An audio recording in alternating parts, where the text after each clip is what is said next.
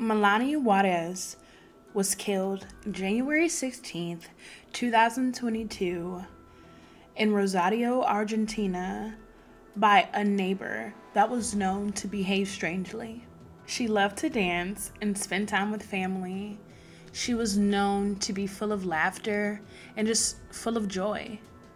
Why would anyone try to harm someone that was so much full of laughter? Was Mateus Dominguez planning this crime all along?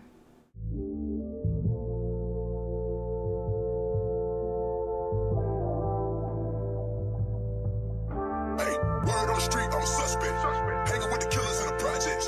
Tail on a barrel, keep quiet. Catch a nigga slipping from behind. OG, Bobby, Johnson.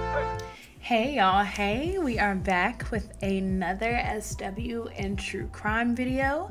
I just want to start off by saying I thank y'all so much for all the support on my very first video. I cannot wait to do more of these because there's so much of these cases that are happening so commonly and so frequently, and I think they need to be known like ASAP.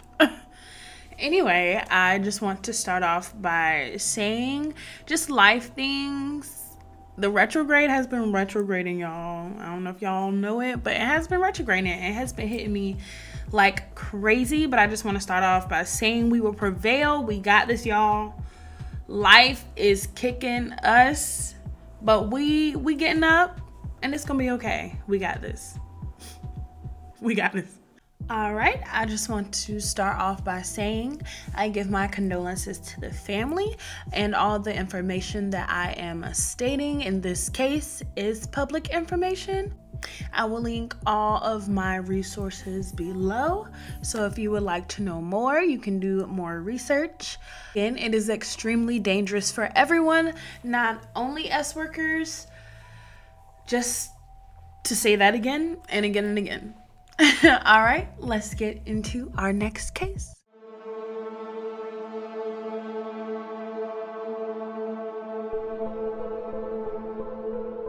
Okay, so this case takes place in another country. So Melani's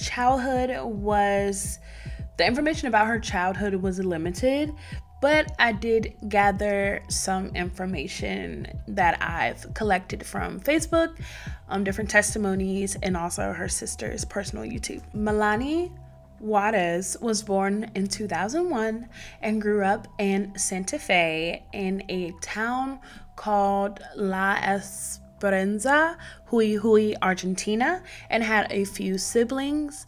But the siblings that are noted in this case are her sister Magali Juarez and her brother Agustin Juarez. They all described Melani to love dance, love math, love to spend time with her loved ones, and love to play chess. Okay, I just want to add, so her school and certain things are in Spanish. Yes, I completed collegiate Spanish, but we go try to get this, okay? Okay. Melani completed her secondary studies at the Justo Jose de Urquiza Superior School of Commerce, number 49, and later became a student at the National University of Rosario. I'm assuming she was studying dance. It wasn't really stated what she was studying, but her passion was dance, so I'm assuming that's what she was studying. Her siblings stated that a while ago that she ran a cell phone store, but she was fired. But now they assumed that she was a delivery girl for a known delivery business because they found a bicycle and the backpack of that known delivery company. On Facebook, she noted that she was in a relationship, but her relatives did not know with whom. Her neighbors in their neighborhood had speculated that she was dating this cute guy in the neighborhood named Fabian, but there was no resource to say that that was true or not. In almost every photo, Melani was seen to be smiling from ear to ear. You can honestly feel that her presence was just a delight. She worked on various things like personal training, but her true passion was dancing and acrobatics. She was a salsa, bachata, and reggaeton instructor, and her family even noted that she was in some music videos. She also did artistic gymnastics, and she just loved sharing all of her achievements on Facebook.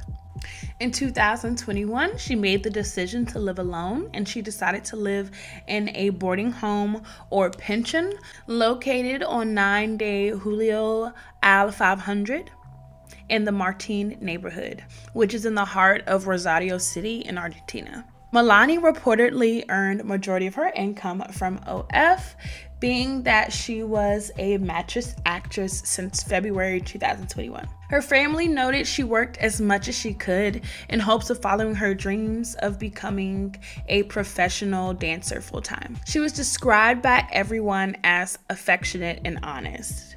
To add, her sister Magali noted she had frequent panic attacks, but she was also very active on her social networks with over 15,000 followers on Instagram and a lot of followers on OF. Melani was just truly loved by everyone. It was 2 in the afternoon, Monday, January 17th, 2022, in Rosario, Argentina. Her friends, her family, brother and sister had got extremely worried when they haven't heard from Melani for 24 to 48-ish hours, according to La Nacion. Also, she did not answer any of the phone calls or post anything to her social media. They were obviously worried because this was extremely unusual for her. As I stated in my previous video, if a content creator goes radio silent on their social medias, you should be extremely worried, whether it's for their mental health or for their physical well-being. One of her friends went to look for her at the boarding home where she lived near Parque Independencia. Her friend first felt uneasy when Melani wasn't answering any of her phone calls. She gets to the boarding home and she gets to Melani's room to find that the door is locked. She cannot get in. Feeling defeated, she decides to leave. But before she could leave, she passes a man. It was 27-year-old Matthias Ezequiel Dominguez who came out of his room to face the worrying friend. Matthias tells the friend, "Are you looking for Melani? She's gone. She left at 11 a.m. with a man in a pickup." Her friend finds this immediately strange and odd and goes to tell her family. Melani's brother Agustin, who had a spare key, was the first person to discover his sister's body. Some resources say that Agustin and 2 police officers got into her room from a window, but I am unsure how truthful that is, being that her room was, I believe, 500. So I believe her room was on multi-story, but I'm not sure. Sadly, they enter to find 21-year-old Melani Juarez on the floor, presumed dead for about 36 hours. She was naked, lying on the floor with her head resting on the bed. And to the naked eye, she had about 12 to 14 stab wounds. The lights were completely off and the TV was at full volume. Immediately, her brother and police tried to discover her cell phone, but her cell phone was nowhere in sight. Experts believe that Melani was killed in the early hours of Sunday, January 16th, 2022. Hermanas, ella obviamente está muy conmocionada. No va a dar su rostro, pero sí va a dar su testimonio. Y aquí está toda la familia. Bueno, ¿qué podemos decir de ella? ¿Qué recuerdo se tiene ya reciente este lamentable femicidio? Melani's neighbors said that they had not heard anything that night, but they did notice a smell of decomposition. One crucial clue that investigators found was that the lodging owner said that he actually saw a male leave that Sunday. According to what investigators could find, they gathered that the male entered Melani's room, possibly with her consent, being that there was no forced entry. At one point, he pulls out a knife and proceeds to stab her more than 10 times, with one of them landing in her neck, leading it to be a lethal and personal attack. In my opinion, I feel as if the killer hid in her room. I don't think that she openly let him in. Resources say that she was planning to go out, so possibly that while she was in the midst of taking her shower or getting a snack or drink before going out, he was in her room and planning to do a sneak attack. In the midst of all the commotion, Melani's brother starts pointing his suspicions to the neighbors. He states, "How is it in the place where everything is heard that nobody heard anything?" Her family also pointed their suspicion to a neighbor that had been staying there for a little while. They claimed that he paid for a month and immediately left on that Sunday. The other resident in the boarding home, Elmer, states that he saw someone in Melani's door with a male figure around 12:30 and 1 a.m.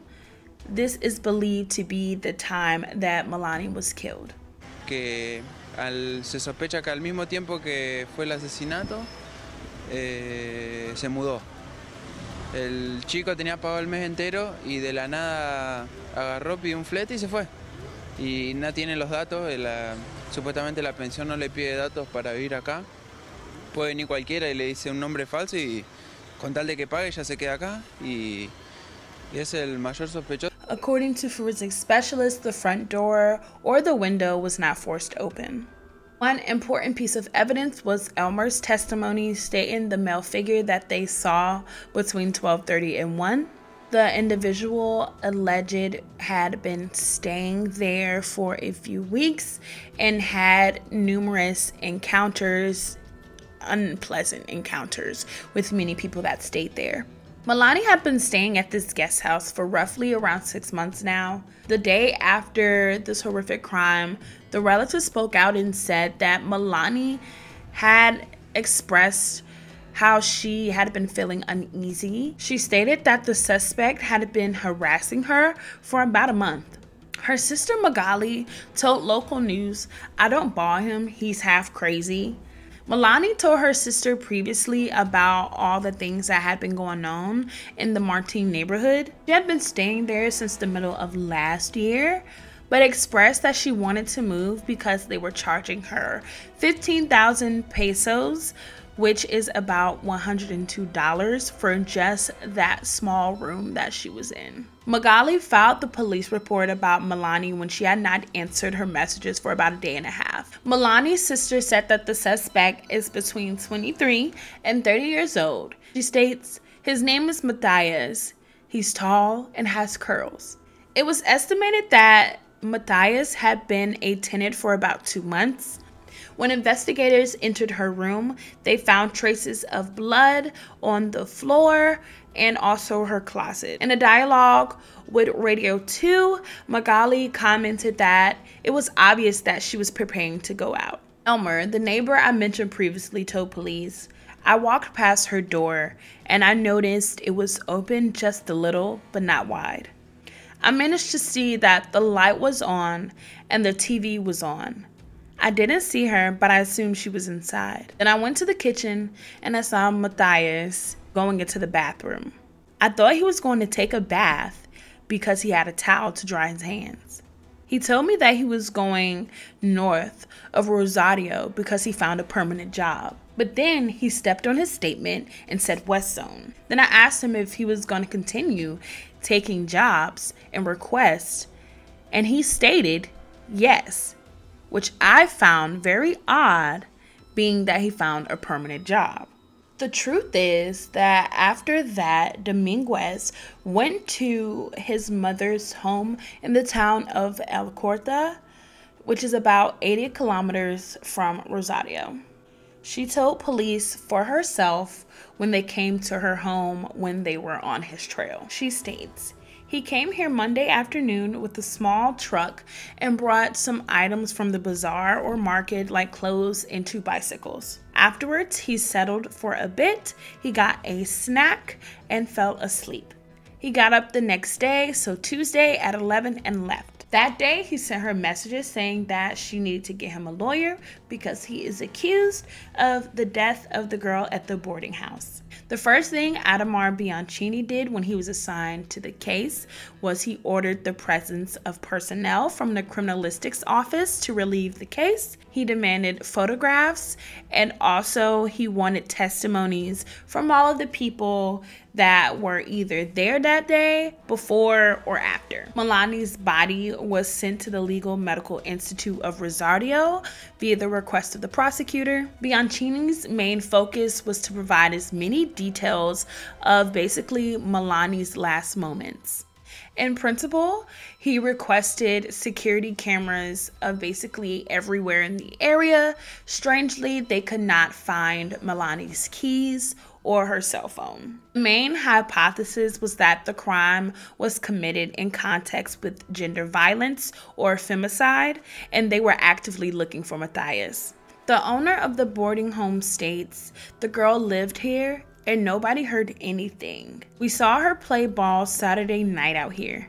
The only people that entered here lived here. She lived alone in the room and the key was taken away. Dominguez was finally being charged for his arrest. He is accused of qualified homicide because the crime was committed with cruelty and the victim was a woman. Femicide is defined by the World Health Organization as the intentional killing of women because they are women. According to the Women's Office of the Argentine Supreme Court of Justice, reported in June 2022, one femicide was recorded every 35 hours in the country last year, with 81% of those being domestic violence. The crime provides for life imprisonment. Investigators feel that it was a failed sexual attempt, although it is still under investigation. The autopsy revealed that Melani had, in addition to stab wounds, defensive injuries. Melani was fighting for her life. In addition, they accused Matthias of intent to cause greater suffering. Accusation states that after that, Matthias is attributed to having closed the entrance of Melani's room with the key. At noon on Friday, July 8th, Dominguez was arrested at a pension or boarding home in Tucumán. I'm unsure at how that works because I found that he was arrested at a lot of dates, so I'm assuming that he was finally arrested and charged with all the evidence on July 8th. Strangely, 9 de Julio al 500, the residence that Melani stayed, was burned down that same day. Thankfully, no one was injured and everyone got out in time. The defendant had the opportunity to defend himself at his hearing, but he chose silence. Prosecutor Bianchini charged him with homicide qualified, with it being cruelty and gender violence. The judge ordered preventative detention for up to 2 years while the investigation continues. It's honestly truly sad because Melani did everything in her power to let it be known that she felt unsafe. Even an unnamed guest stated in local media that Matthias checked into the guest house on December 17th, 2021. The relationship between him and Melani wasn't good. She was friends with a guy named Fabian who lived in the next building, and Matthias, despite only having known her for a few days, was jealous and hounded her. About what Magali could recall her sister telling her about the situation, Melani told her that the boy had harassed her and she did not give him any type of attention. He did not like that, but she told Magali that she did not need to worry, and that's honestly all she had about that situation. Everyone in the neighborhood knew that he had a weird interest for her. Bianchini said at a press conference that as part of an investigation, it is learned that the accused moved the day after the femicide, which was committed on Sunday. He is believed that he moved on Monday around 2:30 p.m. In addition, the prosecutor said that there are several indications about the accused. Bianchini states, "He is the only one who lived in the place who was absent. He moved in a hurry when Melani's death was not known yet. When he paid the pension until the end of the month, he gave different destinations in response to different conversations with the neighbors. He went to the town of El Corta and returned to Rosario. In terms of evidence, the Office of the Public Ministry of Accusation took various luminol tests. Luminol tests are tests where you can detect traces of blood even when it is clean. The test came back positive with her blood in her room, the accused room, as well as the laundry sink. Her family learned of Matthias' arrest Friday, July 8th. At the same time, they were hosting a march for her in her La Esperanza neighborhood where Melani grew up. Magali told local news, "The neighbors know our family and they all support us." She also states that everyone is relieved by the arrest, but no matter how much he advocates or says anything, it can't bring Melani back, sadly. Melani's death was the first in a string of 3 femicides in just 10 days in the province. As usual, I'll be offering my tips like I do at the end of every case. For starters, do not allow anyone in your home or in your room that make you feel unsafe or uneasy. If they bring something to you, tell them they can leave it at your door. Do not trust what they say at all. Next, I would like to say, please, please, please be aware of your surroundings. As I've stated in the previous video, I would invest in a security camera. My small one comes with Simply Safe. I would say I'm looking at it. It's Simply Safe, so you can see inside and outside. So if you're not in your room or you're not in your house, you can always check inside of your place of residence. Last but not least, I would like to say, trust your gut feeling. 9 times out of 10, you are not incorrect on how you feel. Tell someone, whether it's the police, your family, your friends, for safety reasons as well as bookkeeping reasons. If you file a police report, make sure you take a picture of that with your phone, and also send it to a loved one. And also make sure you keep up with the police department on your police report. Sadly, a lot of us go through these stalking cases or cases where we feel uneasy. I had to file a case last year and it was a very strange situation.